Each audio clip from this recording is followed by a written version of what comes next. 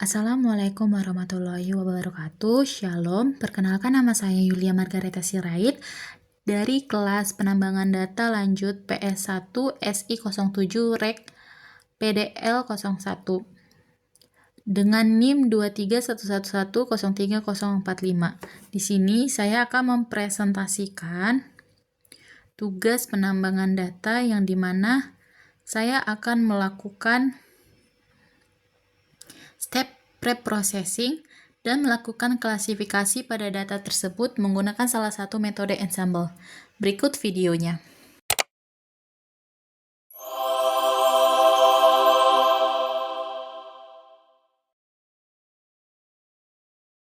Tahap pertama, kita mengimport datasetnya. Sebelumnya aku udah upload datasetnya yang aku kasih nama customer data 500k CSV.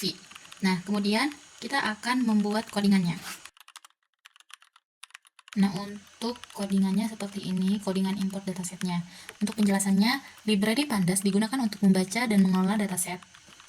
Nah, kemudian library train test split digunakan untuk membagi data menjadi data training dan data testing. Ketiga, label encoder digunakan untuk mengubah data kategorikal menjadi data numerik.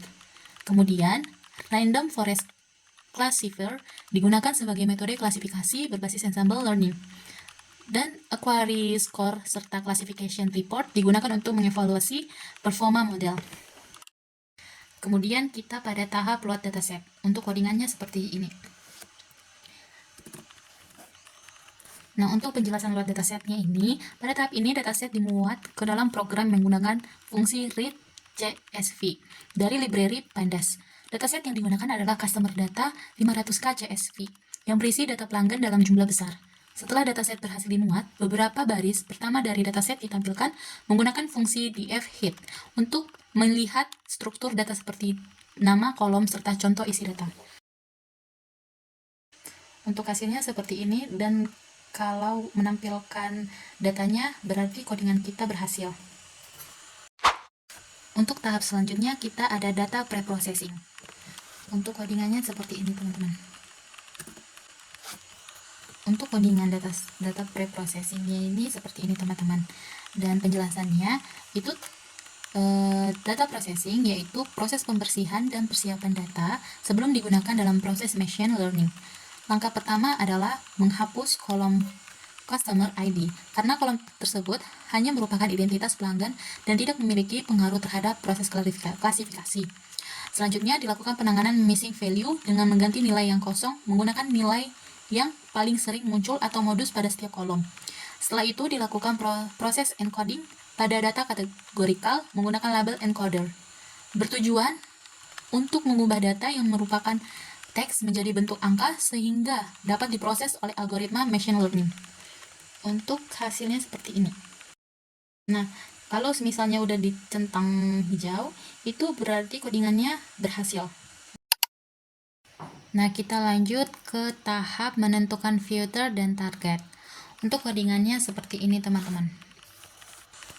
Nah, pada tahap ini dilakukan pemisahan antara filter dan targetnya. Filter merupakan variabel input yang digunakan untuk melakukan prediksi, sedangkan target merupakan variabel yang ingin diprediksi, yang dimana semua kolom selain purchase status dijadikan sebagai filter dan disimpan pada variabel X. Kemudian, sedangkan kolom purchase status dijadikan sebagai target atau label yang menunjukkan apakah pelanggan melakukan pembelian atau tidak. Untuk hasilnya, kemudian ada split data training dan testing. Untuk codingannya seperti ini, teman-teman. Langkah selanjutnya, split data training dan testing. Dataset kemudian dibagi menjadi dua bagian, yaitu data training dan data testing. Menggunakan fungsi train test split. Data training digunakan untuk melatih model machine learning, sedangkan data testing digunakan untuk menguji performa model yang telah dibuat. Dalam penelitian ini digunakan pembagian data sebesar 80% untuk training dan 20% untuk testing. Untuk hasilnya, Untuk tahap selanjutnya, kita membuat kode model ensemble random forest-nya. Untuk kodenya seperti ini. Nah, pada tahap ini digunakan metode random forest classifier sebagai algoritma klasifikasi.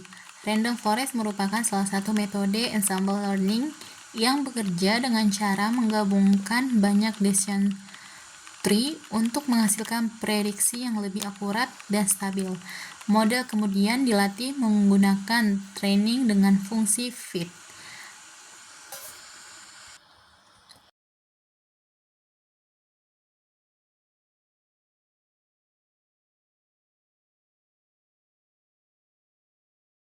Untuk tampilannya akan seperti ini.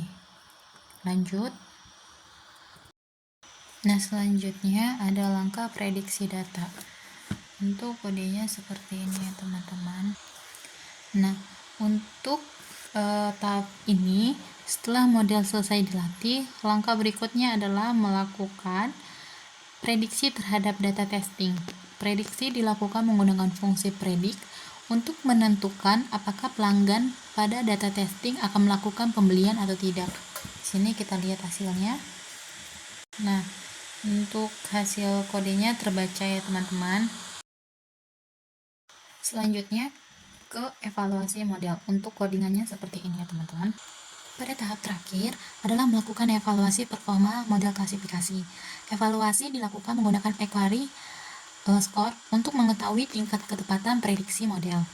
Nah, selain itu juga digunakan classification report untuk melihat nilai precision, recall, dan F1 score dari model klasifikasinya.